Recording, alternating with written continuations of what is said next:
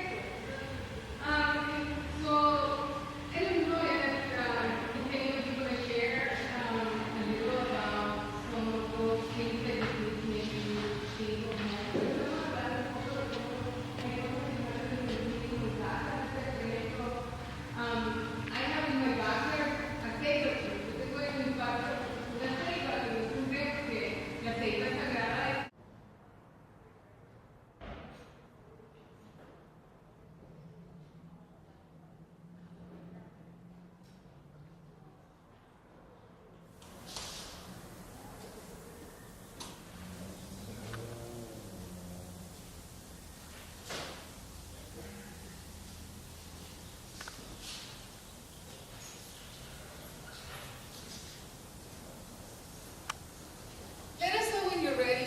We're in the meantime setting up for the workshop.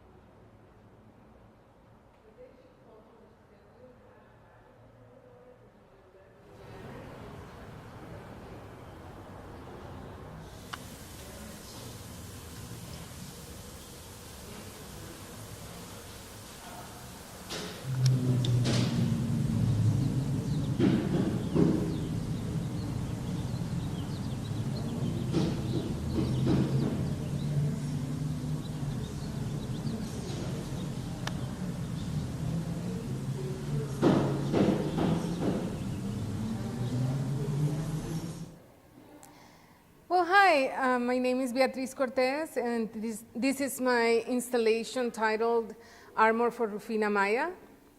And it's got a dress that's made of steel that I made for Rufina Maya, who appears in this photograph. This photograph was taken in 1983 in January at the Canton La Guacamaya in El Salvador by Susan Mesielas, who she published this photograph in the New York Times eventually, but she went as a photographer with another 2 journalists to document the war in El Salvador at a time when this massacre had just happened. And Rufina Maya was the only survivor in that massacre of El Mozote that is still considered one of the largest number of people that have been murdered in one day. Everyone in the town was murdered. Her children, her husband, all her neighbors were murdered. It is estimated that about a total of 1,200 people were killed. And so Rufina Maya survived because she hid and went into a ditch. And she hid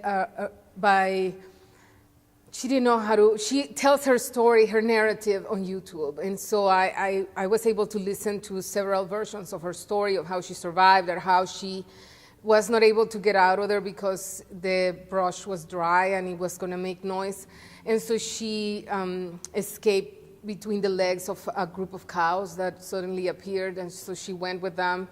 And so when she's telling her story in YouTube years later, she passed away in 2007, so for many years she repeated her story over and over, and some of the versions have been filmed.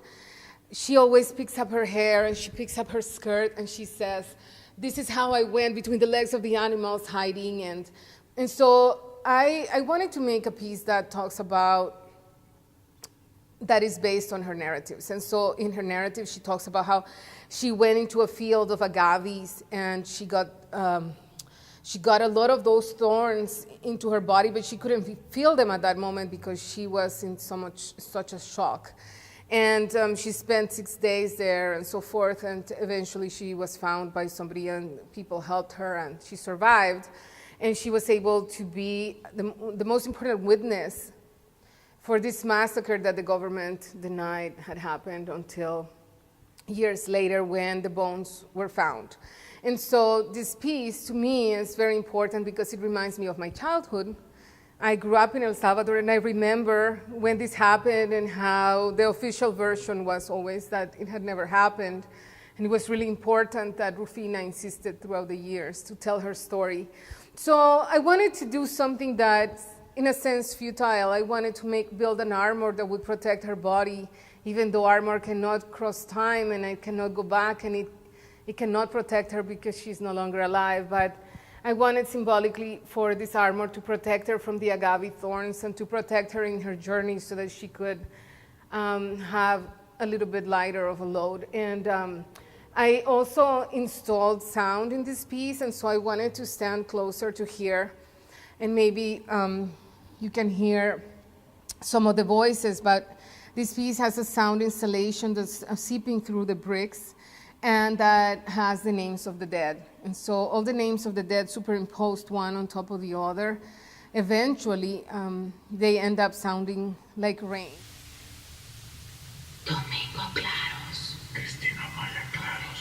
María Dolores Amaya Claros. Marta Virgen Claros. María Isabela Maya Claros. Isidra Claros.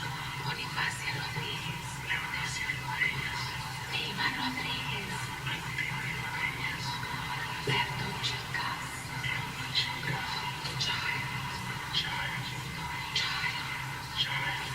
Concepción Márquez. Alberta Claros. Francisca Claros. Angelina Claros. Claudia del Cid. María del Cid. Jesús Claros. Fabián Claros. Rocio Claros. Emilia Claros. Priscilio Claros.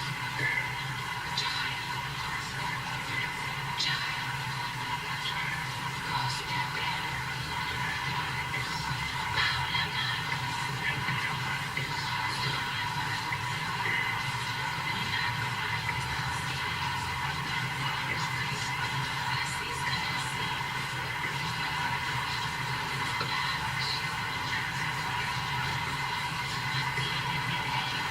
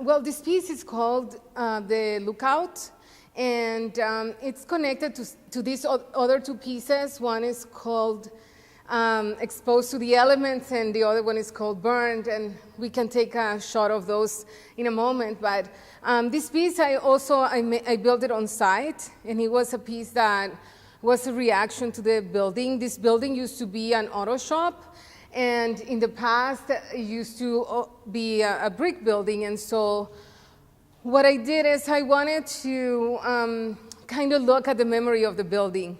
And I built this piece so that people could go on it. And once you climb on it, then you're able to look not only at those two pieces, but at the space. And see how the building used to look when it didn't look like the white cube of a gallery. So I wanted to talk about the memory of a space, but also to talk about the memory of that we all have. So when you're standing up there, what happens is that you're able to see the books Exposed to the Elements. It's a piece that I made after Duchamp and after Bolaño. Marcel Duchamp, who gave instructions to his sister about how to hang a book outside in the clothesline so that instead of people learning from a book, the book would learn from life.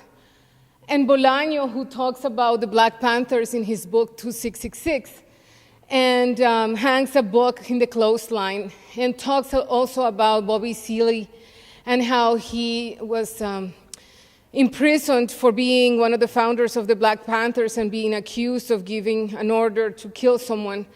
And so then him getting out of prison and feeling that he could no longer talk about politics and publishing books only about how to barbecue ribs. And so this book is by Bobby Seale, the book that you see over here, and it's about barbecuing ribs, and I hang it from the clothesline, and I exposed it to the elements, and this is the result. It's actually a signed copy by Bobby Seale that says, "To Rebecca, save the rainforest." And the other one is a piece that is called Burned, and it's a book that talks about censorship in El Salvador. I grew up in El Salvador during the war, and oftentimes people were scared of being accused of being subversive just because they had books about history and about poetry that were considered subversive by the government. And so people would burn their own books in order to save themselves. So that book, Burned, is about that.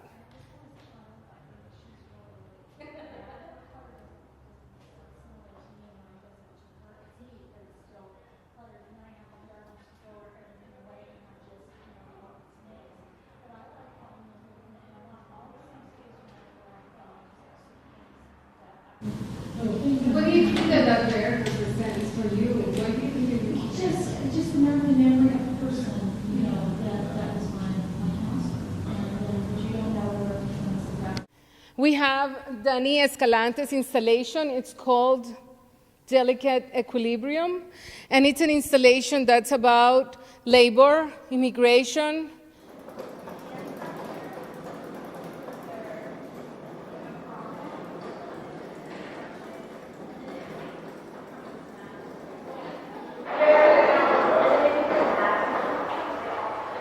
Do you have time to interview me now?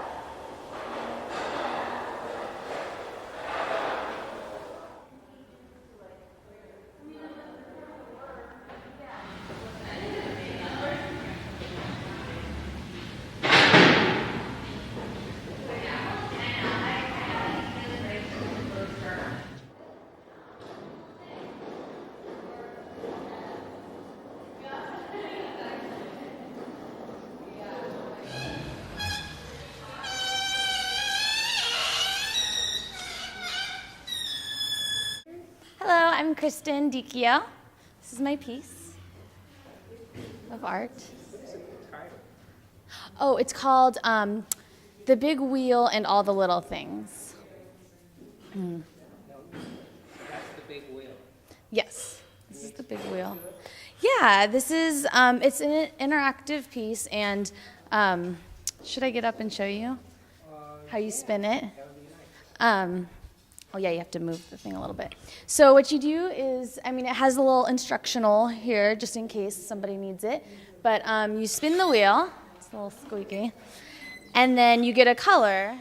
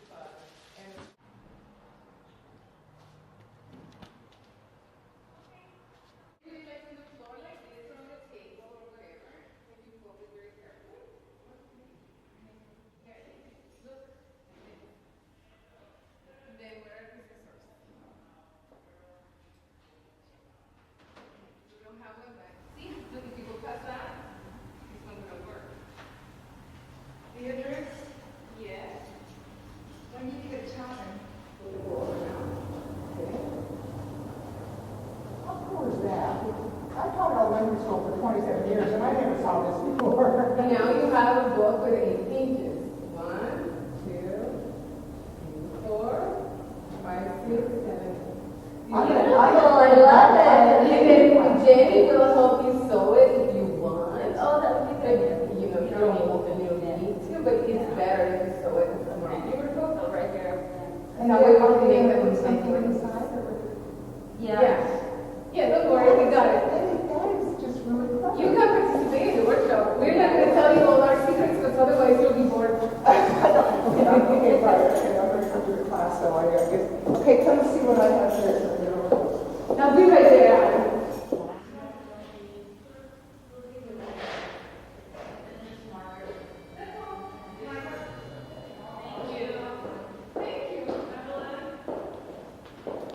She's back here. Oh. Yeah, except for Kristen. Because she's home herself. Okay. Better if we talk about our work. Okay. I'm just gonna make sure that Kristen is on her way, or if not.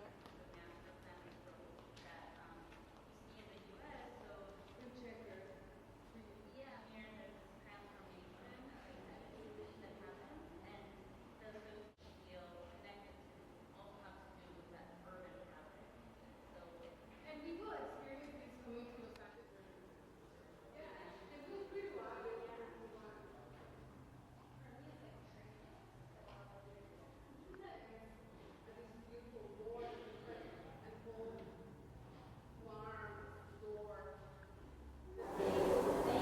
But as time went by, it just started accumulating things. It became, I was like, accumulating all objects. And it's like a labyrinth. Yeah, it's like labyrinth. And I began building a piece that was about books, and then I realized that I was building my entire library. I'm going to actually, Stephen was on our show. You know, Jenny and Beatrice was Oh. going to do that, but I'll stick around. and the Hi, my name is Jenny Donaire, and I'm an artist. I deal mostly with sculpture and installation, and the title of this piece is In Between Certainty and Doubt. And basically what the piece is about, is displacement. Displacement, from my experience, has been through the domestic environment. Through my relationship to the institution of marriage, I have found a lot of displacement in my life. Is my experience growing up in a lower income family. There was a lot of poverty, and with that comes a lot of shiftings in environments.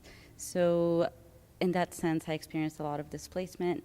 And finally, going back even further, there's a level of displacement that happens having been born in a third world country and shifting my culture to a different environment. So this idea of displacement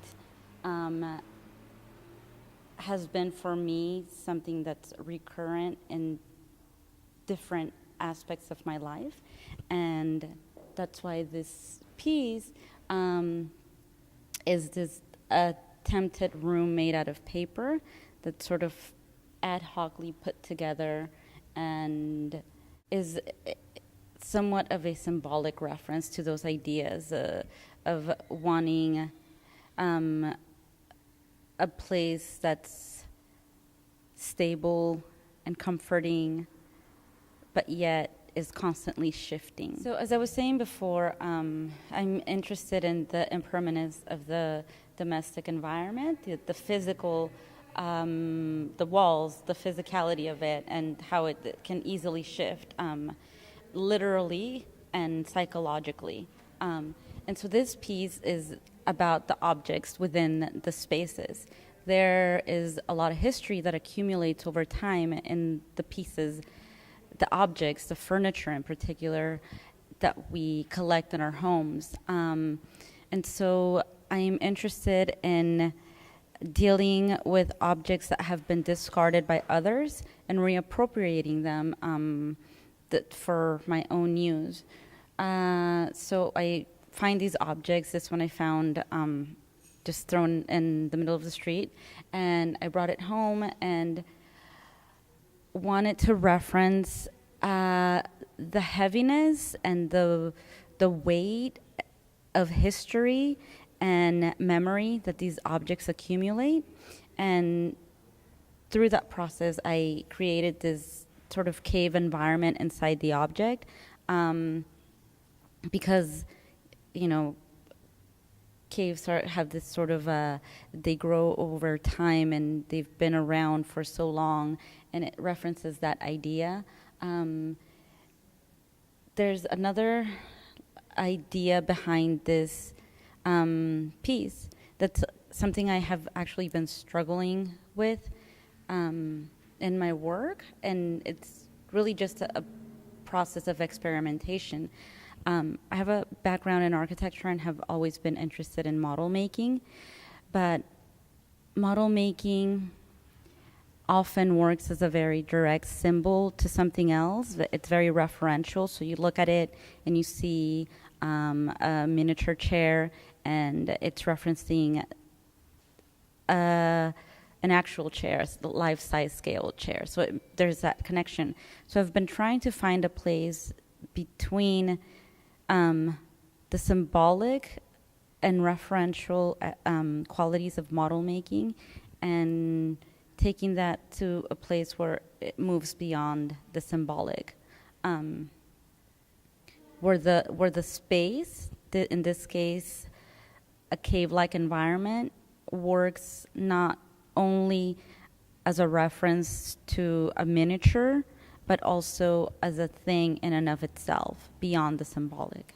Okay. Accidentally turned it off. All It's right. okay.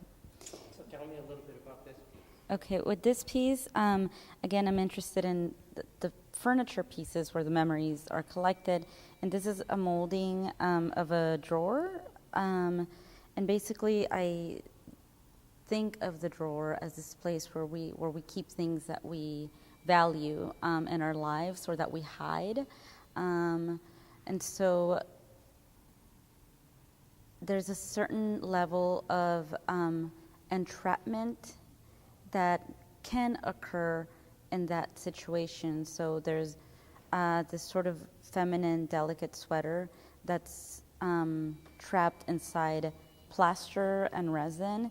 And plaster, I work a lot with plaster because it also references domestic building materials. Domestic building materials. And so it's about being entrapped not only in a material that is used to build homes, but also in an object where we keep things that we hide and that we value.